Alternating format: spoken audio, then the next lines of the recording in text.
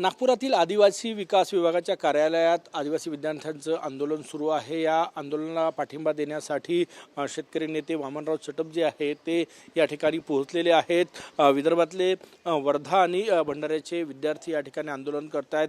काल मंत्री अशोक उईके यांनी वयाची अट रद्द करणारा GR जो आहे तो रद्द करू अशी घोषणा केली।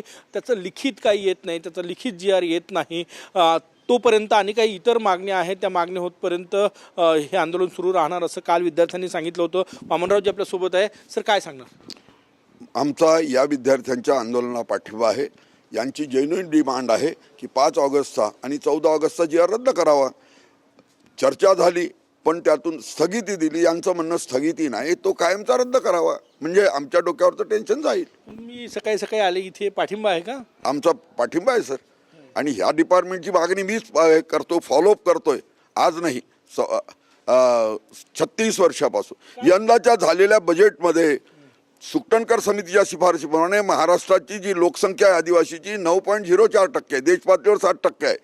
यांना हक्काचा 9.04% निधी मिळायला पाहिजे होता राज्याच्या 6,16,099 कोटी उत्पन्नातला, म्हणजे जवळजवळ यांना 68,000 कोटी निधी मिळाला पाहिजे होता। केवळ 31 कोटी मिळाले, 46 कोटी रुपये कमी मिळाले आणि ही एक प्रकारची आदिवासीवर अॅट्रॉसिटी आहे। सर काल मंत्री अशोक उईके यांनी तो GR रद्द करू अशी घोषणा केली। वयाची अट कुठलीही नाही असं त्यांनी घोषणा केलेली आहे।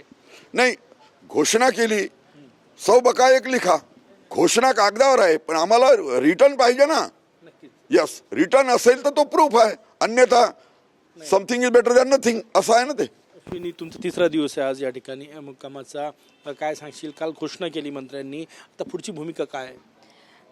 मी कालच तसंही सांगितलेलं की फक्त एक मागणी, जर एका मागणीवर तुम्ही म्हणत असेल की एक मागणी आम्ही रद्द केलेली आहे, पण आमच्या जे 28 मागण्या आणखी आहेत त्या पेंडिंग आहे अजूनही।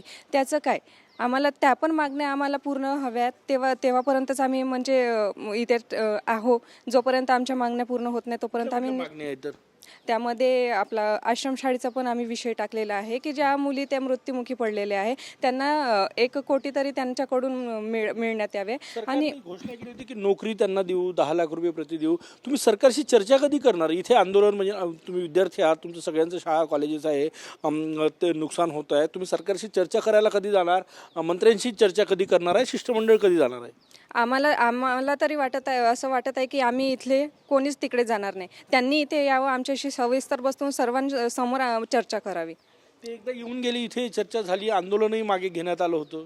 नाही, आंदोलन ते कसं आहे, या 4 भिंतीच्या आतमध्ये जे चर्चा होत असेल ते विद्यार्थ्यांना माहिती नाही तिथे आतमध्ये काय बोलत आहे काय नाही। आम्हाला विद्यार्थी होते त्या दिवशी नागपूरचे, इथेच याच ठिकाणी रात्री जवळपास 1-1.5 तास चर्चा झाली आणि त्यानंतर ते आंदोलन स्थगित झालं। ती मागणी काल घोषणा केली, पुढची भूमिका काय असणार? ती तुम्ही म्हणत आहे की तेव्हा विद्यार्थी होते पण ते फक्त 4-5 मुलं होते जे वरती गेलेले होते, पण खाली बसलेल्या बाकी विद्यार्थ्यांचं काय? त्यांच्यापर्यंत जे काही डिस्कशन झालंय त्यांचं ते पोहोचलेलं नाही आहे। तुम्ही चर्चेला जाणार की कसं? नाही, त्यांना इथेच यावं लागेल, आम्ही नाही जाऊ शकत। नक्कीच आपण बघू शकतो हे विद्यार्थी आपल्या मागण्यांवर ठाम आहे। वामनरावजी चटप शेतकरी नेते आहेत। देशामध्ये वाईल्ड लाईफ प्रोटेक्शन ॲक्ट आहे, वन्यजीव सुरक्षा कायदा, त्या कायद्यात साप हा वन्यजीव आहे। पकडला किंवा मारला तर 2 वर्षाची शिक्षा आहे, पण साप चावून मरणाऱ्या माणसाच्या कुटुंबाला कवडीचीही मदत दिली जात नाही। जर राज्य शासनाने तो धोरणात्मक निर्णय घ्यावा म्हणजे यांच्या प्रश्नाचं उत्तर आपोआप मिळेल।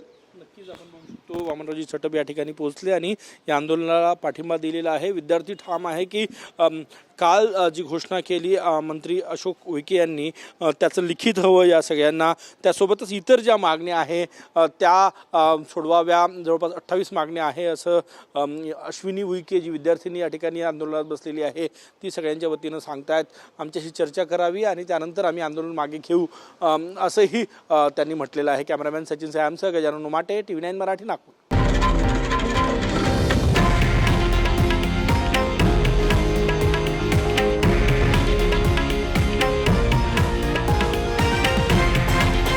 हे आहे देशातील नंबर 1 न्यूज नेटवर्क आणि आपण पाहत आहात TV9 मराठी, एकमेव।